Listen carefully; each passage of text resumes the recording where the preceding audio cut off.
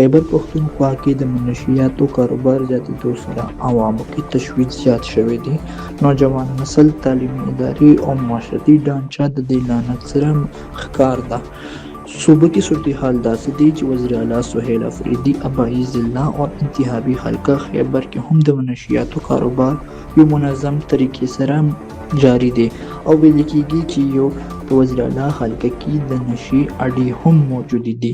صوبه کې که اعلی عہدیداران هغه علاقو کې داسې صورتحال برقرار وي چې منشیات فروشو خلاف چې کوم کاروایي صوبایي حکومت کوي نو ای باندې هم سوالیه نشان پورته کیږي. میډیا رپورټونو تر مخه صوبې اهم شخصیات او هغې رشتهداران هم په د منشیاتو کاروبار کې شامل دي.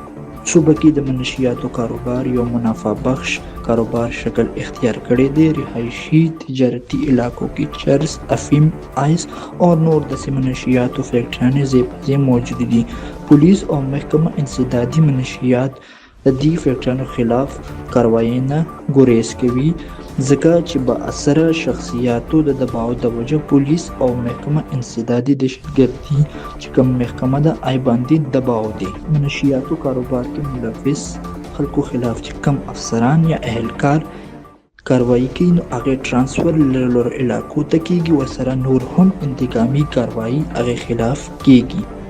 د منشیاتو کاروبار زیات ښکار نوجوان نسل خصوصا د یونیورسټیانو او کالج طالب علمان متاثره کیږي. یونیورسټیان طالب علمان یا کالج طالب علمان زیاتره ذات د نشي عادي وي. د صوبې عوام حکومت نه دا مطالبه کوي چې د دې منشیات فروشو خلاف د سخت نه سخت او بلا امتیاز کاروایي یقیني کړي ځکه چې نوجوان نسل د دې لعنت نه تباه کیږي. صوبایي حکومت ته پکار دی چې هنګامي بنیادو او مؤثره پالیسي نافذ کړي ځکه چې خاموش کېدو سره او غفلت کېدو سره زموږ معاشره د نور هم تباهي ښکار جوړېدی شي.